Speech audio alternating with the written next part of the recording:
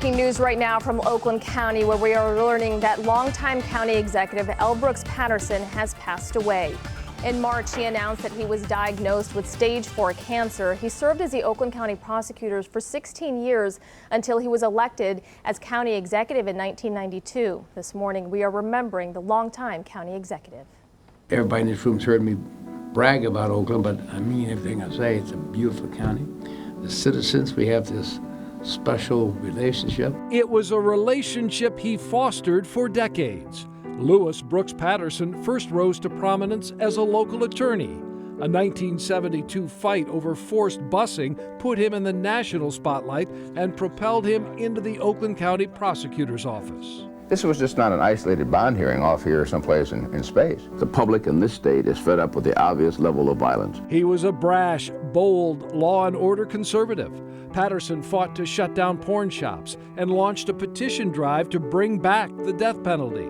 All the headlines fueled a run for governor in 1982, but a campaign stop up north would keep his political ego in check. Had the big old marquee out front, and it says, "Welcome, Brooks Patterson." I told my staff, I think we've got a lot of work to do up here. Happy birthday to you. A day shy of his 50th birthday in 1989, Patterson left the prosecutor's office after 16 years. And I'll miss the job, but I'll miss the people too, very much. But he didn't stay away for long. 3 years later, he ran for the county's top job. We all knew you'd be back, Brooks.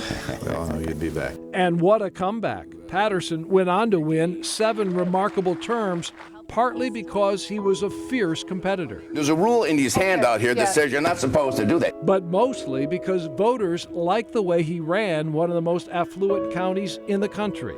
His legacy includes a list of programs to diversify the economy, attract investment, and create jobs. That's $5 billion of new investment just within the emerging sectors portion of our economy since 2004. In 1998, he also founded one of the most popular festivals in Metro Detroit. And I can assure you that you'll hear more about this in the event that we are calling, believe it or not, Arts, Beats, and Eats.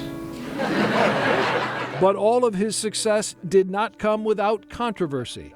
Patterson often found himself at odds with Detroit, the city where he was born, grew up, and went to law school after serving in the Army.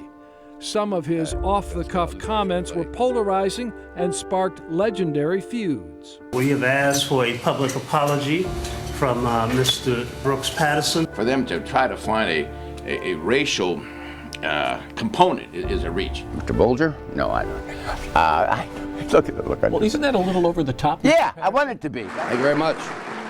He celebrated great triumphs, but also mourned heartbreaking tragedy. The loss of his son, Brooks Stewart, in a 2007 snowmobile accident had a profound impact. 5 years later, the executive would have his own brush with death. There's an accident, a bad accident up here at this corner.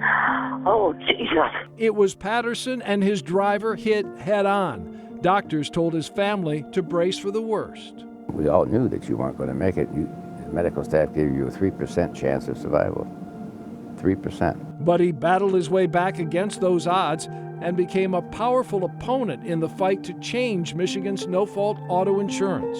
People taking off this kind of catastrophic care eventually have to go into their own pocket. Nobody can afford. Brooks also touched thousands of lives through charity work. He founded the annual Brooksy Way Half Marathon to honor the memory of his son. A golf outing to remember friends killed in a plane crash evolved into the Rainbow Connection. Over the years, Casual Day donations at county offices raised nearly $1 million for deserving organizations. This is a tough one. I'm in treatment now. With all the ups and downs of his public life, Patterson took stock as he revealed his cancer diagnosis. Would he have done anything different? In a career sense, probably not. I'm lucky enough to have 2 beautiful jobs. But after a lifetime of big accomplishments, there was one he held closest to his heart. Of all the things I've done, I think I've done well.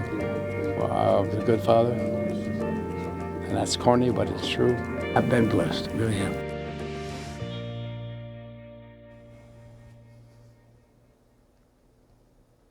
Now, in a statement just released on behalf of his family, his daughter, Mary Warner, said that our dad was a courageous fighter all his life, and he fought right up until the end. Our family is grieving over the unimaginable loss of our father, grandfather, hero, and friend. Many will remember him for his impact on Michigan and generosity toward Oakland County. We will remember him for his love and generosity towards his family and friends. Again, if you're just joining us, L. Brooks Patterson has passed away. It was back in March that he announced that he was diagnosed with stage 4 pancreatic cancer.